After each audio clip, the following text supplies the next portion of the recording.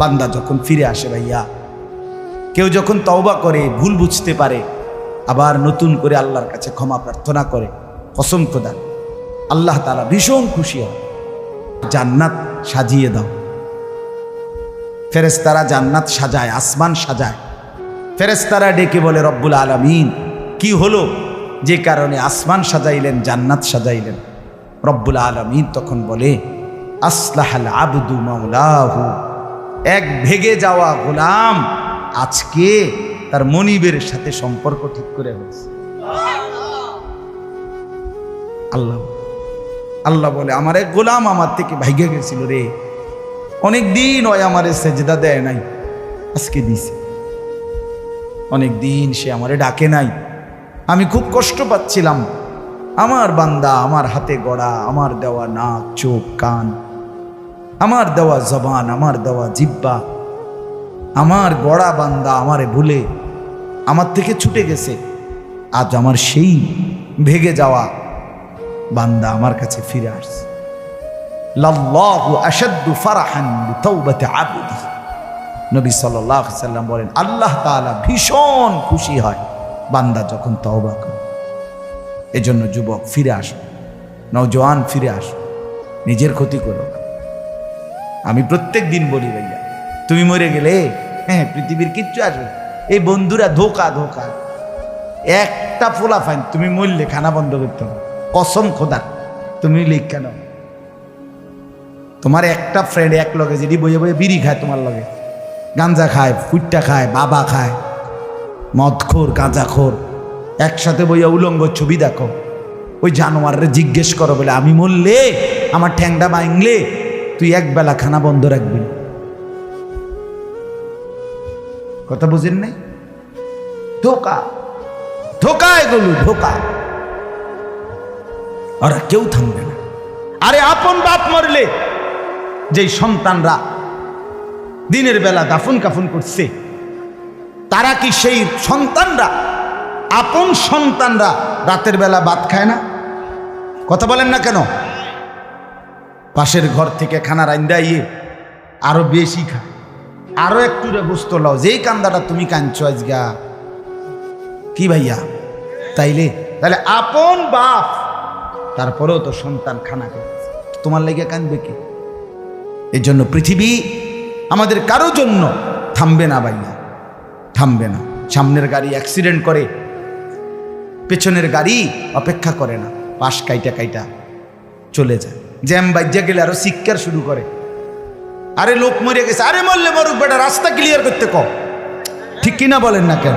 ধরে বেটা বেটা কেডা মরছে না মরছে বেটা, এর লেগে বুঝি মানুষের রাস্তা আটকায় রেখে, মানে এই যুক্তি দেখা। তাহলে কেডা মরছে না মরছে মানে তোর মতো এক মানুষ মরছে। ঠিক কিনা বলেন না? তোর মতো এক সুস্থ সবল মানুষ মরছে বেটা, যে একটু আগে হাত নাড়তো, পা নাড়তো, সেই মানুষটা এখন রক্তে ভাসতেছে বেটা। পাত্তাও নাই, কিসের সময় কাম, কার হাতে সময়? সবাই মেশিনের মতো, যন্ত্রের মতো দৌড়াইতেছে। রাস্তায় দেখেন না সিএনজি, অটো, কি করে সবাই, কারো হাতে সময় নেই। ঠিক কিনা বলেন? কে কাকে ঠেলিয়া যাবে, কারো হাতে সময়, কে কার জন্য থামবে? এই জন্য তুমি নষ্ট হয়ে গেলে বন্ধু, কেউ তোমারে ফিরাবার নাই। তোমার জন্য ভাববে কেউ, ডাকবে কেউ, কাঁদবে কেউ নাই। আরে আপন মা বাপের তো খবর নাই এখন। আপন বাপ সাইয়া রইছে, দেখে তার ফুতে আজকে 6 বছর 9 বছর এক ওয়াক্ত নামাজ পড়ে না, এবড়া বয়ে বয়ে বিড়ি খায়, বন খায়, চা দিয়া ভিজাইয়া খায়। এবারটার মাইছ না চাইতাম নামাজটা, পড়লে পড়ছে, না পড়লে রাতের ব্যাপার। বাবুরে টেহা দাও দিছে, টাকা দিলে খালাস। যদি সুতে টাকা দেয় বাপের কোনো অসন্তুষ্টি নেই, আর যদি টাকা না দেয় এবড়ার গজবে আল্লাহর আরশ কাঁপে। ফুতের উপরে লানত দিতে দিতে, অভিশাপ দিতে দিতে শেষ। কারণ টাকা দেয় না, টাকা দেয় না, পুরা গ্রাম হাইটা হাইটা তখন মানুষের কাছে বদনাম। এই ফোলাগারে মানুষ করছি আমি, এই ফোলার লাগিয়া জীবন যৌবন শেষ করছি, 12 লাখ টাকা সুদে লইয়া তারে আমি নিজে বিদেশ পাঠাইছি। কত বড় নেয়ামতের কথা। বেশরম মানুষ সুদে টাকা লইয়া আবার মানুষের দ্বারে কও, এত বড় হারাম কইরা আবার কইতেছ। হ্যাঁ, 12 লাখ টাকা দিয়ে ফোলা বিদেশ ফাড়াইছি আমি, কিস্তি লইছি আমি, সুদে লইছি আমি, আর অন ফোলাগাও একটা টাকা দেয় না। তার মানে সম্পর্কটা হয়ে গেছে এখন টাকা পয়সার ভিত্তি। আখেরাত কোথায়? আখেরাত কোথায়? আমার মা বলছিলেন, আজীবন আমার আব্বা বলতেন, আলহামদুলিল্লাহ আমার আব্বা, আমরা 5 ভাই মাদ্রাসায় পড়ছি, 5 ভাই আলেম হয়েছি। আব্বা আজীবন বলতেন, আমার স্বপ্ন আমার ছেলেরা 5 জন আলেম হবে, আমার কবরের পাশে চারদিকে আমার ছেলেরাই দাঁড়াবে। এই বছর আমরা ঈদের 2 দিন পরে বাবার কবরের সামনে মসজিদে গ্রামে মাহফিল করছি। আমি বয়ান করছি, আমার বড় ভাই বয়ান করছে, আমার ছোট ভাই বয়ান করছে, আমার আব্বার, আমরা 5 ভাই 3 বোন, আমাদের ছেলে মেয়ে মিলে, আর আমার মা বাইচা আছে, আমরা মোট 45 জন। আমার বাবার বংশ, মা সহ, মা ছাড়া 44 জন, মা একজন 45 জন, একের গুণা 45 জন, 45, আলহামদুলিল্লাহ। একেবারে 45 জনের ছোট বাচ্চাটাও, একবারে 2.5 বছরের বাচ্চাটাও আলহামদুলিল্লাহ আল্লাহর নাম বলতে পারে। 2.5 বছরের মেয়েটাও ওই মজলিসে গেছে, আমাদের সবচেয়ে ছোট, সেও মাথায় হিজাব ছিল, আল্লাহর নাম রাখছে। দাদা ভাইয়ার কবরে দাঁড়াইছে, নানার কবরে দাঁড়াইছে। এই জন্য বললাম মা বাপদেরকে অনুরোধ করি, সন্তানের প্রতি কদর করে, সবাই মিলে ফিকির করে, দেখেন আয়াতের তর্জমাটা শুনেন, তাইলেই কথা শেষ। আল্লাহ তাআলা বলেন 25 নম্বর পারা কোরআনুল কারীমের 43 নম্বর সূরাটার, এই সূরার 7টা আয়াত, ব্যাখ্যা লাগবে না, শুধু তর্জমা শুনে তাইলেই বুঝবেন। আল্লাহ বলেন 74 নম্বর আয়াত থেকে পড়ছি, ইন্নাল মুজরিমিনা ফি আযাবি জাহান্নামা খালিদুন। আল্লাহ তাআলা বলে, নিশ্চয়ই পাপীরা জাহান্নামের আযাবে চিরস্থায়ী থাকবে। ইন্নাল মুজরিমিনা ফি আযাবি জাহান্নামা খালিদুন, নিশ্চয়ই পাপীরা জাহান্নামের আযাবে চিরস্থায়ী থাকবে। কতদিন? এবার আল্লাহ আবার ব্যাখ্যা করে বলে, বান্দা বুঝেছো? লা ইউফাত্তারু আনহুম, 1 সেকেন্ডের জন্য বিরতি দেওয়া হবে না। জাহান্নামী চিৎকার করে বলবে, মাওলা আমারে মৃত্যু দিয়ে দেন।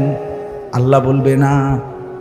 জাহান্নামী বলবে, আল্লাহ একটু সময়ের বিরতি দেন, 10টা মিনিটের বিরতি দেন মাওলা।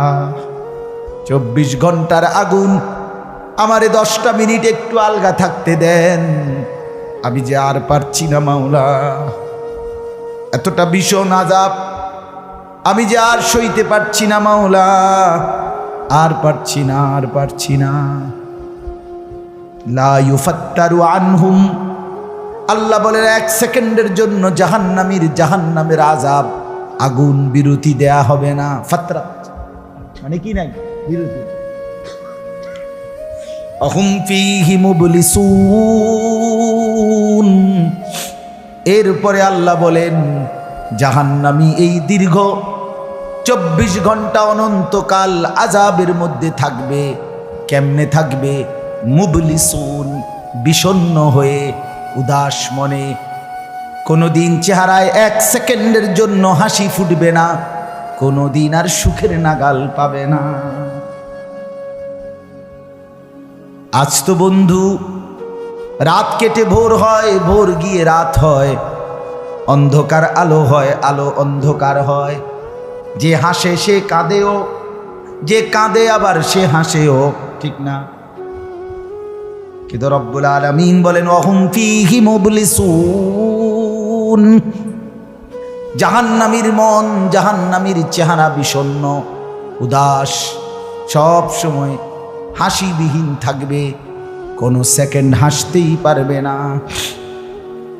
এবার আল্লাহ নিজে বলবেন, মলিন চেহারা দেখে জাহান্নামীকে, জাহান্নামীর চিৎকারে আল্লাহ নিজেই বলবেন ওমা যালামনাহুম, জাহান্নামী নাফরমান, আমি কিন্তু তোর উপরে মোটেই জুলুম করি নাই। আমি রাতও দিয়েছি বান্দা, দিন দিয়েছি, আমি সুযোগ দিয়েছি, সময় দিয়েছি। 8টা বাজে এশার আজান হয়েছে, এখন বাজতেছে রাতের 11:30। তাইলে আমি কিন্তু হায়াত 3.5 ঘন্টা তো দিয়েছি।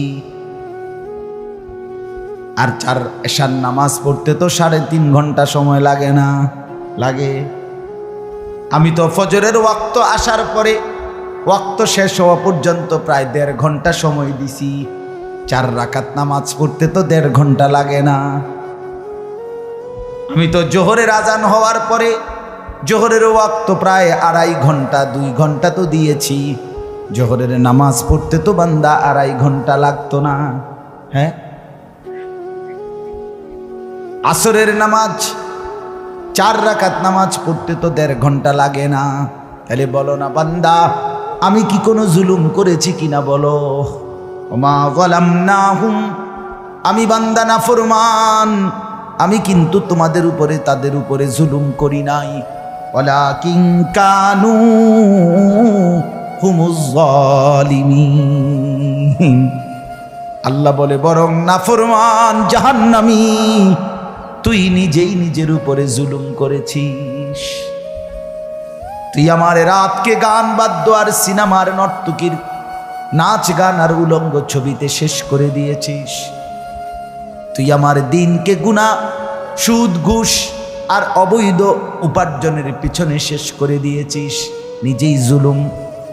এবার শুনেন, এবার আল্লাহ তাআলা বলে জাহান্নামী, এবার শুনেন আল্লাহ যখন এটা বলবে, জাহান্নামী এই ভীষণ আযাবে একটা বিরতি নাই। এইবার জাহান্নামের ফেরেশতাকে ডাকবে। জাহান্নামের দায়িত্বে প্রধান যেই ফেরেশতা, ওনার নাম মালিক। ওনার নাম কি? মালিক ফেরেশতা। এই কোরআনে ওনার নাম ডাইরেক্ট এখানে আছে। জাহান্নামী বলবে ওয়ানাদাউ ইয়া মালিক লিয়াকদি আলাইনা রাব্বুক।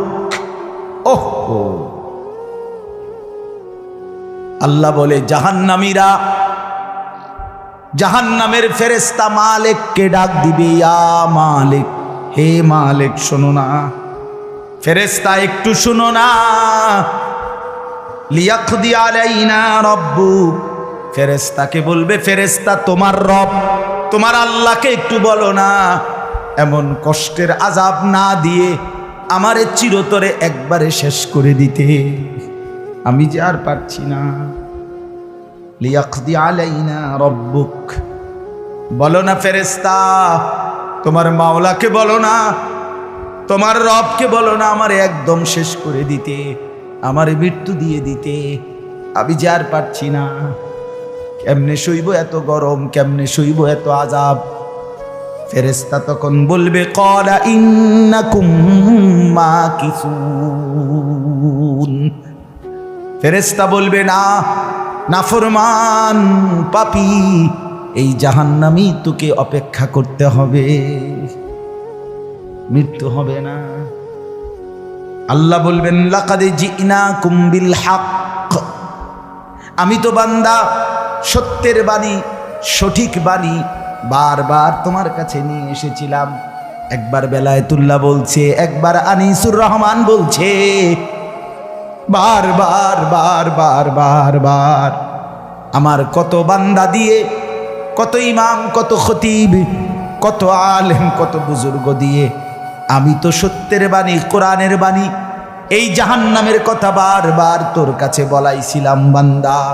ওয়ালাকিন্না আকসারাকুম লিল হাক্কি কারিহুন, কিন্তু তোমরা তো অধিকাংশই আমার সত্যের আহ্বান, আমার কোরআনের আহ্বানকে অপছন্দ করেছ।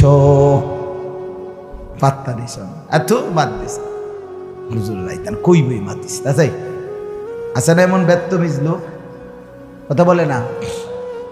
অনেক বুড়া মানুষও আছে, বুড়া মানুষ। আর রাখো হুজুররা যত কয় এত না, কিছু কইতে লাগলে বাড়াইয়াও কয় বেটা হুজুররা বেড়ায়, কথা বলেন না কেন? হ্যাঁ, আরে রাখ, আল্লাহ ভরসা বেটা, আল্লাহ ভরসা কিতা, আল্লাহ ভরসা কিতা মানে আল্লাহ কি আল্লাহ কি হিসেবে ভরসা আমি এটা আবার বুঝাই এখন। আল্লাহ বলছে বান্দা তুমি বিড়ি খাইতে থাকো আমি ভরসা। হ্যাঁ এমনি আল্লাহ কইছে নাকি? তুমি টেলিভিশনে নাচ গান প্রত্যেক দিন বিকালে নর্তকী দেখো আমি ভরসা, এটা নিয়ে আল্লাহ কইছে। তো আপনি কিতা কইলেন? কি আল্লাহ ভরসা কিতা কি বুঝাইতে চাইলেন? হ্যাঁ আল্লাহ ভরসা মানে কি? মানে আপনি গুনার উপরে মৃত্যু পর্যন্ত টিকে থাকবেন আর আল্লাহ ভরসা, এটাই না? নবী সাল্লাল্লাহু আলাইহি সাল্লাম সুপারিশ করবেন মানে কি? নবীজি সুপারিশ করবেন এই কথার অর্থ কি?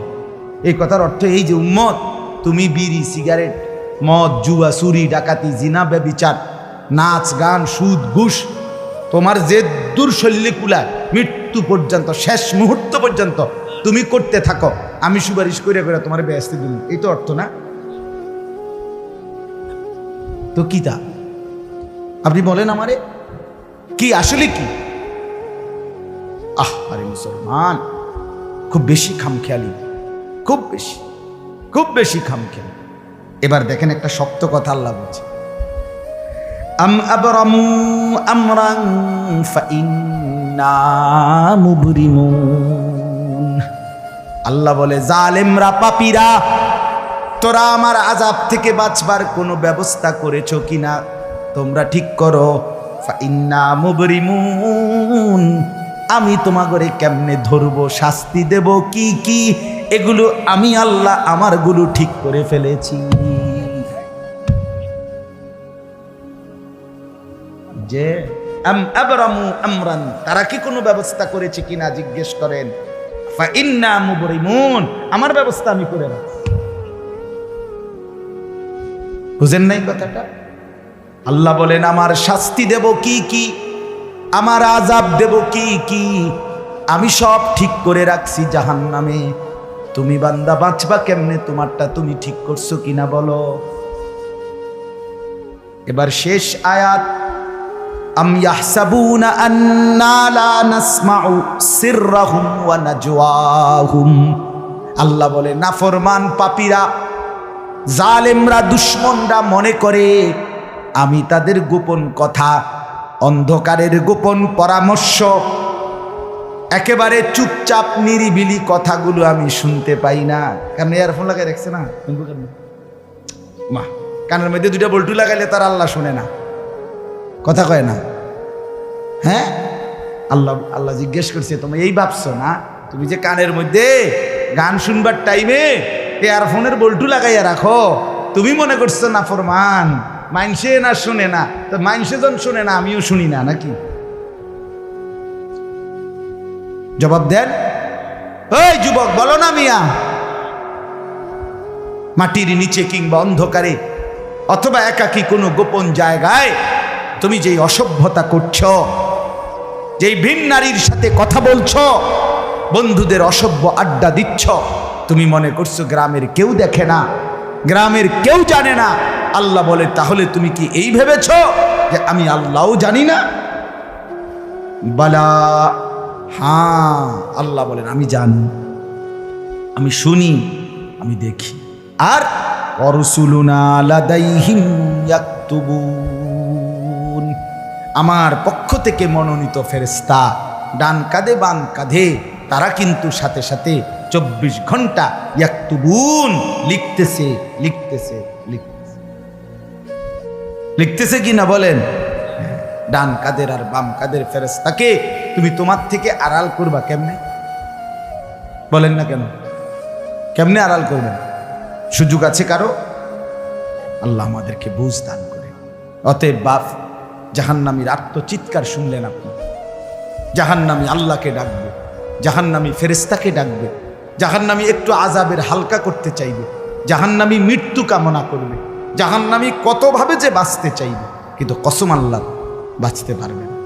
এই জন্য দয়া করে রাত গভীরে মেহেরবানি করে চলেন প্রত্যেকে, ইনশাআল্লাহ সিদ্ধান্ত নিন। শেষ পর্যন্ত যে কয়জন যুবক টিকে রইলা, বসে রইলা, ভাইয়া তোমাদের কাছে অনুরোধ, আজকের থেকেই বদলাও ভাইয়া। আগামী দিনে মুসলমানের জন্য, ইসলামের জন্য খুব বেশি যুবকের দরকার। তোমরা না আগাইলে, তোমরা না ফিকির করলে আগামী দিনে ইসলামের জন্য লড়বে কে? সারা পৃথিবী ইসরায়েলের ইয়াহুদিদের জুলুম অত্যাচার এখনো তো শেষ হয়নি। সেই গত বছর অক্টোবর মাসে ফিলিস্তিনের মুসলমানদের উপরে বোম্পিং অত্যাচার শুরু হয়েছে। অক্টোবর, নভেম্বর, ডিসেম্বর, জানুয়ারি, ফেব্রুয়ারি, মার্চ, এপ্রিল, আজকে 7 মাস চলতেছে, এখনো বন্ধ হয়। আজকে 7 মাস যে মানুষগুলো যাদের কোনো ঠিকানা নাই, নারী, পুরুষ, বাচ্চা, কোলের বাচ্চা, বলেন ভাইয়া 7 মাস তারা কি পরিমাণ মানবেতর জীবন যাপন করতেছে। এই রমজানেও ফিলিস্তিনের মাসুম বাচ্চা খাবারের অভাবে, ইফতারের অভাবে ঘাস চাবাইছে। এটাও তো ছবি আসছে, ঘাস চাবাইছে।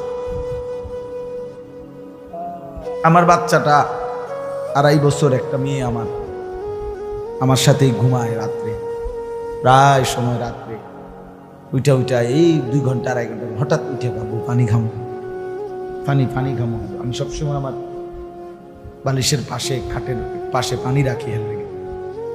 তাহলে আমার এই ছোট্ট মাসুম বাচ্চা যখন পানি চায়, আমি তাকে পানি দিই। ফিলিস্তিনের এই ছোট বাচ্চা যদি তার মার কাছে পানি চায়, সে মা কোত্থেকে পানি দিবে? আমার ছেলেটা 6 বছর 7 বছরের, ওরা দুইজন, এই ছোট মেয়েটা আর এই ছেলেটা সারাক্ষণ বাসায় এই একবার এটা খাই, ওইটা খাম, ওইটা খাম, ওইটা খাম। আমার এই কত সময় ফোন দিয়ে, আবু এটা আইনি, ওইটা আইনি। ওই দিন রাতের বাজে 1টা-1.5টা, আবু মালটা আইনি। আমি 1 কেজি মালটার জন্য 3 বাজারে গেছি, রাতের বাজে গেছে 1.5-2টা, কোথাও দোকান খোলা নাই। আমি দেখলাম বাসায় আমার ছেলেটাও মেয়েটাও, এই ছোট, কসম আল্লাহ, আমি গেট খুলছি, দরজা আমার জন্য দৌড়ে দাঁড়ায় আছে, ওই মালটা আনছি না। আমি জড়ায় ধরে বললাম যে আব্বা কোথাও পাইনি, একটা দোকানও খোলা নাই। মানে আমি তো জানি সকালে আনতে পারবো, ঠিক না, শুধু রাতে আনতে পারি নাই, এটাই আমার কাছে এতটা কষ্ট লাগছে। তো যেই বাবা, যেই মা ওই মাসুম বাচ্চাদেরকে আজকে 7 মাস খাবার দিতে পারে না, ওই বাচ্চাটা কি, ওই বাবার কলিজার কি হালাল। এমন পরিণতি যদি আমাদের হয়, এমন পরিণতি যদি তোমার ছেলের বেলায় হয়, বলো যুবক, তোমার বিয়ের পরে থেকে যদি শুরু হয়, তোমার বাচ্চা হওয়ার পর থেকে যদি শুরু হয়, তখন কি হবে? এজন্য আল্লাহকে নারাজ না করো, আল্লাহকে নারাজ না করো। দয়া করে ফিরতে চাই, আমরা ফেরাইতে চাই, নিয়ত করি ইনশাআল্লাহ। ঠিক আছে না? ইনশাআল্লাহ নতুন করে ভাবো, সবাই একসাথে ভাবা পারবা না। যেই যুবকদের ফিকির আছে, বুঝ আছে, দিমাগ আছে, তুমি নামাজ পড়ো, ইনশাআল্লাহ ভালো হবে। তুমি মোবাইল প্রয়োজনে ব্যবহার করো, যার যেটুকু প্রয়োজন এটুকুই দেবো। শুধু শুধু নারীর ছবি, নাচ, গান, অস্থির দৃশ্য কোনো দরকার নাই। আর হিম্মত করে নামাজ, মরি বাসি, এত বেজ্জুতি কথা শোনার চাইতে, এত কষ্টের চাইতে, পরকালের অশান্তির চাইতে নামাজ পড়বো আমরা। দেখবেন ছেলেরা, তোমরাও হিম্মত করে শুরু করলে 5 ওয়াক্ত নামাজ ওষুধের মতোই মনে করো না, বিষ ওষুধ, তিতা ওষুধের মতো। দেখবে 1টা মাস যদি কেউ একটু জন্মা যে মরি বাসি নামাজ পড়মুই, কসম একসময় এটা মজাদার হয়ে যায়। হ্যাঁ, সেজদা দিলে খুব মজা হয়। সেজদা দিলে বান্দা আল্লাহ পিঠে মাথায় আদর করে হাত বুলায়, খুব আদর করে, আল্লাহ পাক খুশি হয়, বান্দাকে কোলে তুলে নেয়, আদর করে। এই জন্য আমরা দয়া করে ইনশাআল্লাহ নামাজ পড়ি। পর্দার আড়ালের মা বোন যারা আছেন, মা, আপনি যদি বেপর্দা হন, আপনিও শেষ হইলেন, এলাকার ছেলেগুলোকেও নষ্ট করলেন। একজন বেপর্দা নারী শুধু নিজে গুনাহগার, সে অসংখ্য মানুষকে পাপে অংশগ্রহণ করায়। এই জন্য একজন বেপর্দা নারী, সে সরাসরি জাহান্নামের ফেরিওয়ালা। সে কিসের ফেরিওয়ালা? জাহান্নামের ফেরিওয়ালা। সে জাহান্নামের ফেরিওয়ালা, আগুনের ফেরিওয়ালা। কারণ সে তো তার রূপ যৌবন দেখাইতেছে, ফেরিওয়ালার মতো পিছনে পিছনে ডাকতেছে অসংখ্য যুবককে, দেখো আমাকে, বরবাদ করো নিজেকে, বরবাদ করো নিজের চরিত্র, বরবাদ করো নিজের কবর, বরবাদ করো নিজের আখেরাত। তাহলে সে গুনাহের ফেরিওয়ালা, সে জাহান্নামের ফেরিওয়ালা, সে অসভ্যতার ফেরিওয়ালা। এই জন্য একটি সমাজের মধ্যে সবচেয়ে নিকৃষ্ট বেপর্দা না, বেপর্দা না। আল্লাহ তাআলা আমাদের মা বোনদেরকেও হেফাজত করে। আজকের মাহফিল যে যুবকরা সাজাইছে, আল্লাহ তাআলা সমস্ত নওজোয়ানদেরকে কবুল করে। বাস্তবতা হইল আসলে 4-5 মাস, মেন শীত সিজন 4 মাস 5 মাস। এখন 5 মাসে যদি 30 দিন করে হয় তাহলে হইল 150 দিন। যদি প্রতিদিন 2টা করে মাহফিল দিতে হয়, দেওয়া যায়, তাহলে 300 মাহফিল মনে করে। এখন মাহফিলের কাগজ আমার গাড়িতে এখনো আছে, মনে মনে কমপক্ষে 1,500-2,000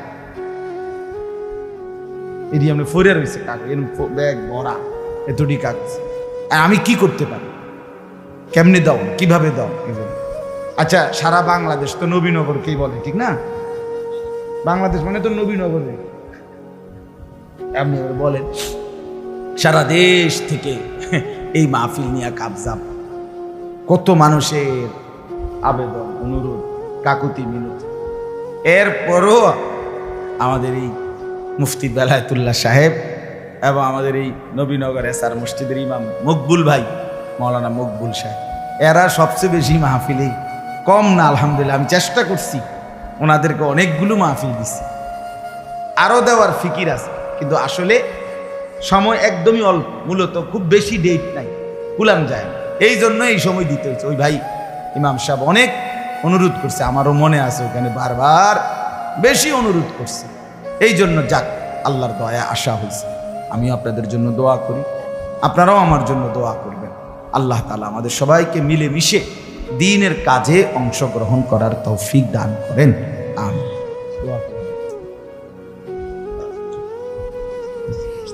আল্লাহ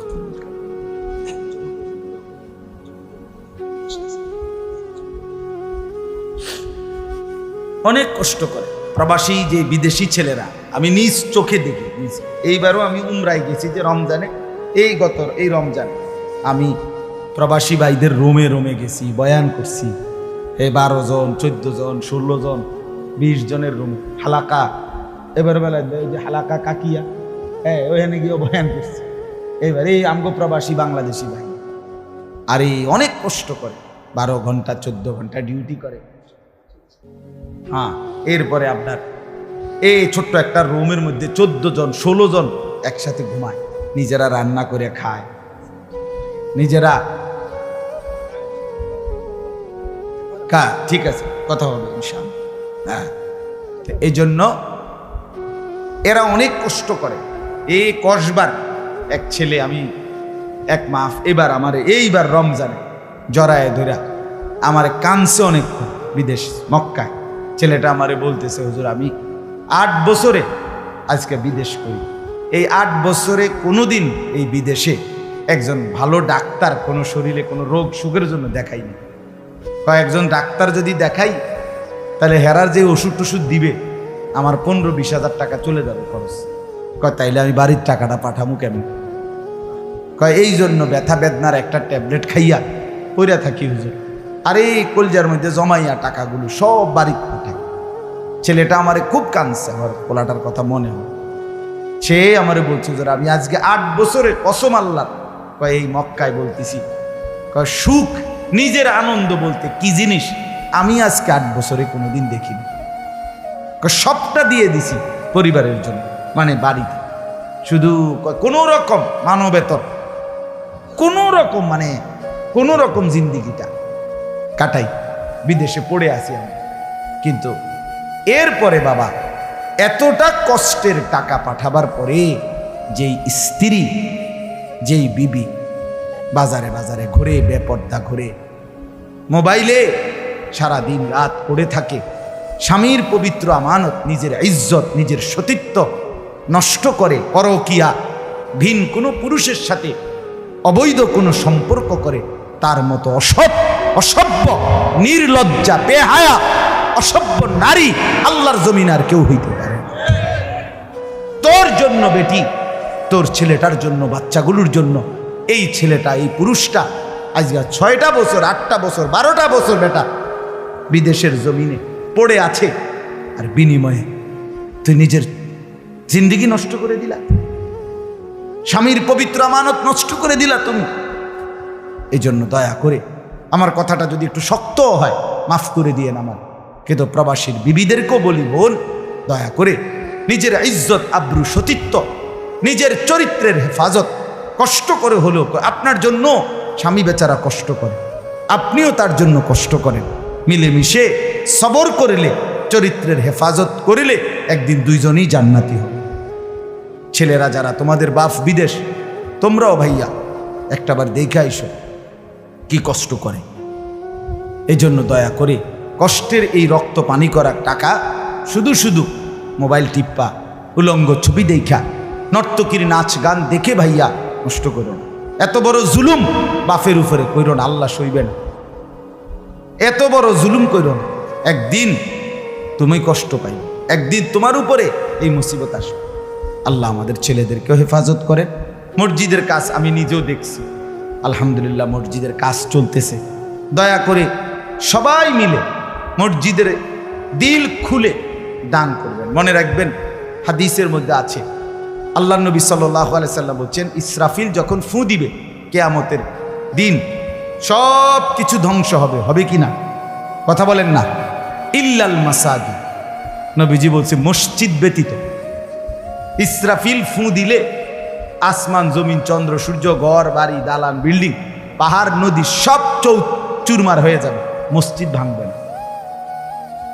বোতলে মসজিদ কি হবে? এক মসজিদ আর এক মসজিদের সাথে লাগবে, মিশবে আর কি।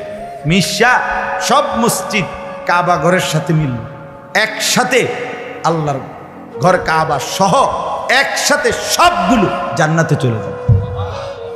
এরপরে এই জন্য মসজিদের দান যে করলেন, আপনি মসজিদে টাকা পয়সা দান করলেন, যে এই মসজিদ আপনি ব্যস্ত গিয়ে দেখবেন, আর এই যে আমরা গ্রামের মসজিদ বুঝেন। এই জন্য মসজিদের দান শেষ হয় না, মসজিদের দান কি হয় না, শেষ হবে না। আপনি দিয়ে যাবেন, এ আগে দিছেন আবার দিবেন, সামনেও দিবেন, ঠিক আছে ইনশাআল্লাহ। সবাই সহযোগিতা করেন। ভবিষ্যতেও ছেলেরা তোমরা নিজেদের এই মাহফিল আন্তরিকতার সাথে মিলেমিশে চালু রাখো, চেষ্টা করবা। আমরাও যদি কখনো আবার সুযোগ পাই আসার চেষ্টা করব। আরও ওলামায়ে কেরাম বেলায়েত ভাইয়ের সাথে কথা বললে ফিকির করে দেবে ইনশাআল্লাহ, চেষ্টা করে দেবে। আল্লাহ তাআলা সবাইকে কবুল করুন। আলহামদুলিল্লাহ।